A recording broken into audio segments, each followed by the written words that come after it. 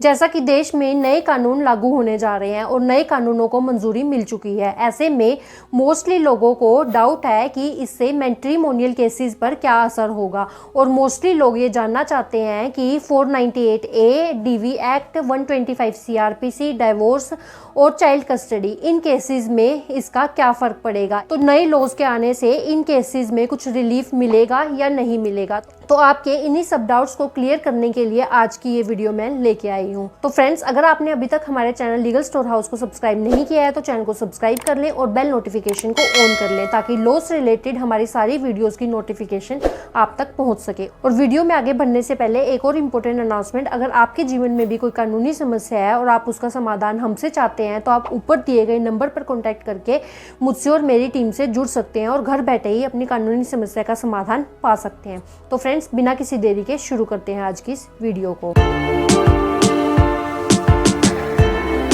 तो देखिए, आपको पता होगा कि आईपीसी, सीआरपीसी और इंडियन एविडेंस एक्ट को रिप्लेस करके 3 नए कानून आने जा रहे हैं।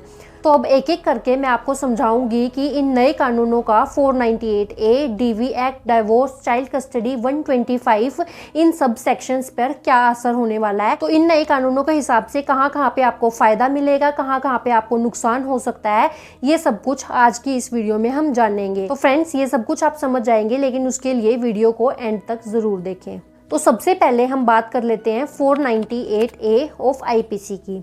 यहाँ पे आईपीसी का मतलब है इंडियन पीनल कोड, और ये रिप्लेस हो रहा है भारतीय न्याय संहिता से।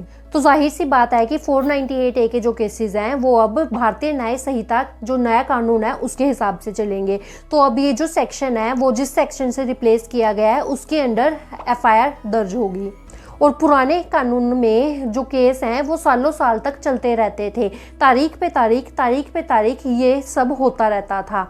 लेकिन अब नए कानून में हर चीज़ को लेके जो टाइमलाइन है वो फिक्स कर दी गई है। तो नए कानून में बहुत सी चीज़ों को लेके टाइमलाइन फिक्स की गई है कि इतने टाइम में पुलिस को इन्वेस्टिगेशन करनी होगी, इतने टाइम में चार्जशीट फाइल करनी होगी और इतने टाइम में मजिस्ट्रेट को चार्ज फ्रेम करने होंगे और 3 साल के अंदर केस को ख़त्म करना होगा। तो सबसे पहला फ़ायदा तो आपको यही मिल जाएगा कि आपके जो केस हैं वो अब काफ़ी लंबे टाइम तक नहीं चलेंगे, एक निर्धारित समय पर आपके केस ख़त्म हो जाएंगे। और पुलिस की व्यवस्था से बहुत से लोग परेशान है, वो पुलिस के वर्किंग से खुश नहीं है। तो यहाँ पे भी एक खुशखबरी है कि अब पुलिस के कार्य में भी ट्रांसपेरेंसी आने वाली है। पुलिस को बहुत से चीज़ों में रिपोर्ट्स दर्ज करानी होगी और कई केसेस में तो पुलिस को वीडियो रिकॉर्डिंग भी देनी होगी, जिसके तहत जो प्रोसीडिंग्स हैं वो बहुत ही फेयर होंगी और ट्रांसपेरेंसी आने वाली है। तो इससे जिनके ऊपर झूठा 498A का डोमेस्टिक वायलेंस का ऐसे केसेस झूठे हो रहे हैं तो उनको इस चीज़ का फ़ायदा मिलने वाला है, क्योंकि स्टार्टिंग पे इनिशियल स्टेज में ही अगर पुलिस की वर्किंग सही होगी और वो इन चीज़ों को पकड़ लेगी तो उसका आपको फ़ायदा मिलने वाला है। तो दूसरा सबसे बड़ा फ़ायदा आपको ये है कि अभी ट्रांसपेरेंसी आएगी। तो ये 2 फायदे तो आपको डेफिनेटली मिलने वाले हैं। एक तो अब आपका जो केस है वो ज़्यादा लंबा नहीं चलेगा, स्पीडी ट्रायल होगा और इसके साथ साथ ट्रांसपेरेंसी भी आएगी, जिससे जिनके ऊपर झूठा मुकदमा चल रहा है, जो झूठे 498A के केसेस होते थे, जो झूठे डोमेस्टिक वायलेंस के केसेस होते थे, वो अब कम हो जाएंगे। और यहाँ पे जो झूठे केस करते थे उनको तो इस चीज़ का नुकसान होने वाला है, क्योंकि अब जल्दी फैसला होगा, ट्रायल जल्दी चलेगा और इन्वेस्टिगेशन भी फेयर होगी, तो इससे उनको तो नुकसान होएगा। लेकिन जिन्होंने कुछ भी गलत नहीं किया है, जिनके ऊपर झूठे केसेस किए गए हैं, उनको इस चीज़ का फ़ायदा मिलने वाला है। तो अब हम बात करते हैं सेक्शन 125 ऑफ सीआरपीसी की, जहां पे मेंटेनेंस के बारे में बात की गई है। तो सीआरपीसी, जैसा कि आपको पता है कि सीआरपीसी भी चेंज होने वाला है और सीआरपीसी की जगह भी नया कानून आ रहा है।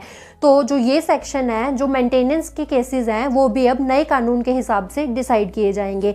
तो जाहिर सी बात है कि उसमें भी चेंजेस आएंगे, तो नए कानून के हिसाब से ही मेंटेनेंस के केसेस को भी डील किया जाएगा। तो 125 सीआरपीसी मेंटेनेंस के जो केसेस केसेस थे वो ऑलरेडी अभी भी एज अ समरी ट्रायल रखे गए हैं। समरी ट्रायल का मतलब है कि इन केसेस में ज़्यादा गहराई में नहीं जाया जाएगा, ज़्यादा इन केसेस को स्ट्रेच नहीं किया जाएगा, जल्दी से इनको डिसाइड किया जाएगा। लेकिन हमने बहुत से केसेस में ऐसा देखा है कि मेंटेनेंस के केस भी 4-4, 5-5 सालों से चल रहे हैं लेकिन कुछ भी नहीं हुआ है। लेकिन अब नया कानून आने की वजह से यहाँ पे भी बहुत बड़ा फ़ायदा मिलने वाला है। अब ये जो केसेस हैं वो भी जल्दी डिसाइड होंगे। तो अब 125 CRPC में भी आपको बहुत बड़ा फ़ायदा मिलने वाला है। अब केसेस जल्दी डिसाइड होंगे, ट्रांसपेरेंट होंगे, तो यहाँ पे भी आपको बहुत बड़ा फ़ायदा मिलेगा। इसके बाद आता है DV एक्ट। DV एक्ट जो है वो वैसे तो सिविल नेचर का है, लेकिन जो इसकी प्रोसीडिंग्स हैं वो CRPC के अकॉर्डिंग चलती हैं।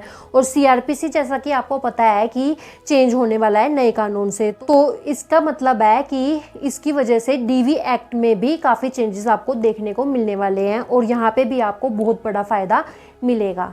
तो अब हम बात करते हैं डाइवोर्स और चाइल्ड कस्टडी की।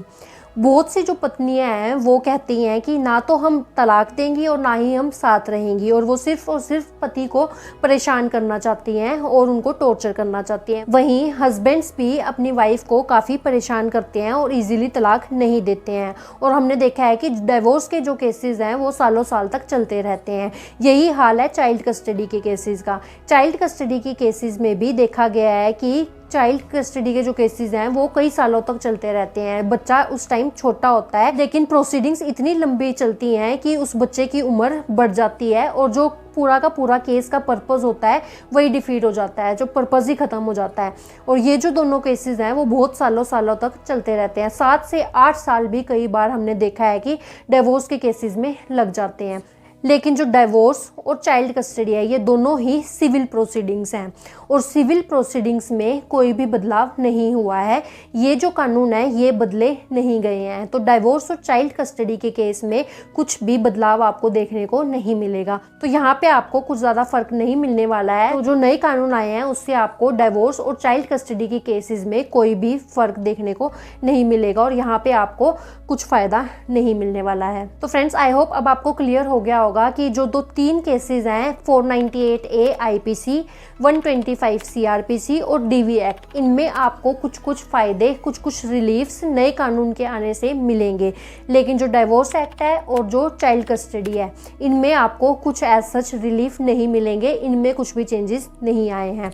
तो फ्रेंड्स, आई होप ये वीडियो आपको यूजफुल और इन्फॉर्मेटिव लगी होगी। अगर ये वीडियो आपको अच्छी लगी है तो वीडियो को लाइक करें, शेयर करें। अगर आपने हमारे चैनल को अभी तक सब्सक्राइब नहीं किया है तो चैनल को सब्सक्राइब कर लें। तो फ्रेंड्स, आज की इस वीडियो में इतना ही। अपना कीमती समय हमें देने के लिए